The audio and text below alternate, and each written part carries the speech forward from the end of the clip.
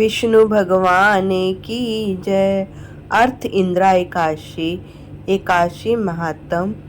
श्री युधिष्ठिर जी बोले, हे भगवान, आप कृपा पूर्वक अश्विन मास के कृष्ण पक्ष की एकादशी के व्रत की कथा को कहिए। इस एकादशी के व्रत के करने से कौन कौन से फल मिलते हैं, सोच समझकर कहिए। इस पर श्री कृष्ण भगवान बोले कि राज श्रेष्ठ, अविवन मास के कृष्ण पक्ष की एकादशी के व्रत करने से समस्त पाप नष्ट हो जाते हैं। इस व्रत को करने से समस्त पाप गए हुए पितरों का उद्धार हो जाता है। हे राजन, इस एकादशी की कथा सुनने मात्र से ही वाजपेयी यज्ञ का फल मिलता है। प्राचीन सतयुग में महिषामती नाम की नगरी में इंद्रसेन नाम का एक प्रतापी राजा राज्य करता था। वह पुत्र पौत्र धन धान्य आदि से परिपूर्ण था। वह सदैव शत्रुओं का दमन करने वाला था। एक समय जबकि राजा अपनी राज्यसभा में सुखपूर्ण बैठा था, महर्षि नारद आकाश मार्ग से उतर कर आए। मुनि को देखकर राजा आसन से उठा और अध्र्य आदि से उसकी पूजा करके उन्हें आसन दिया। महर्षि नारद बोले, हे राजन, आपके राज्य में सब कुशल है।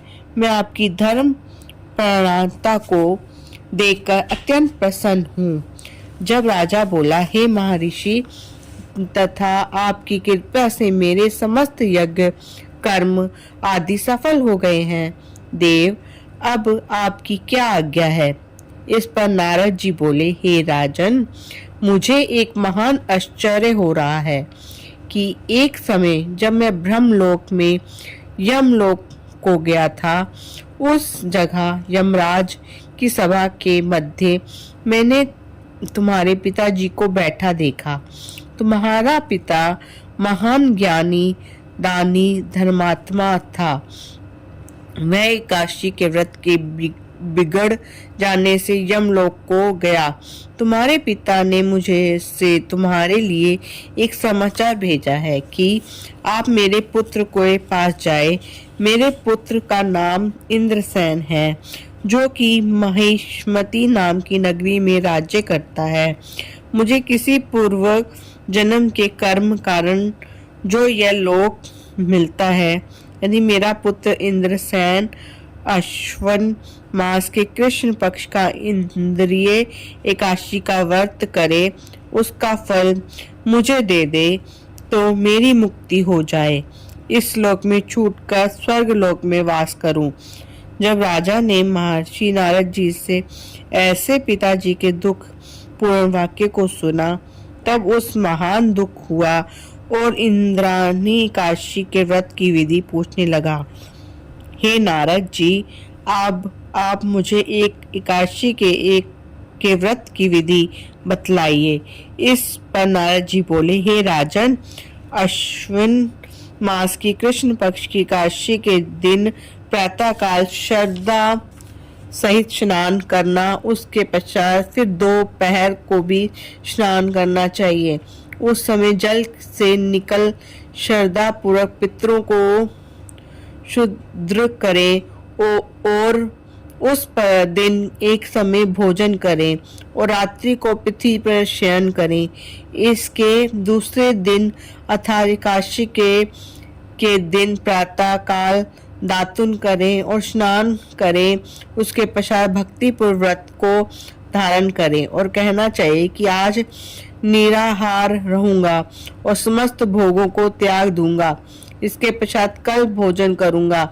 हे भगवान, आप मेरी रक्षा करने वाले हैं, आप मेरे व्रत को निभाइए। इस प्रकार आचरण करके दोपहर को शालिग्राम जी की मूर्ति को स्थापित कर और उत्तम ब्राह्मण को बुलाकर भोजन कराएं और दक्षिणा दें। भोजन में से कुछ हिस्सा गौ को खिलाएं और विष्णु भगवान को धूप दीप नैवेद्य आदि से पूजा करें और रात्रि का जागरण करें।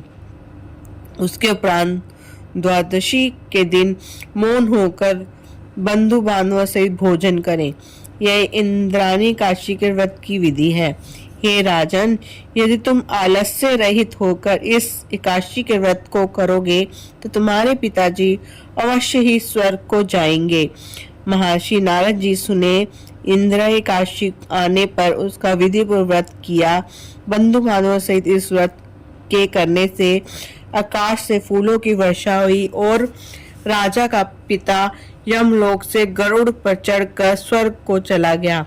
राजा इंद्रसेन भी इस एकादशी के व्रत के प्रभाव से इस लोक को सुख भोग कर अंत में स्वर्ग लोक को गए।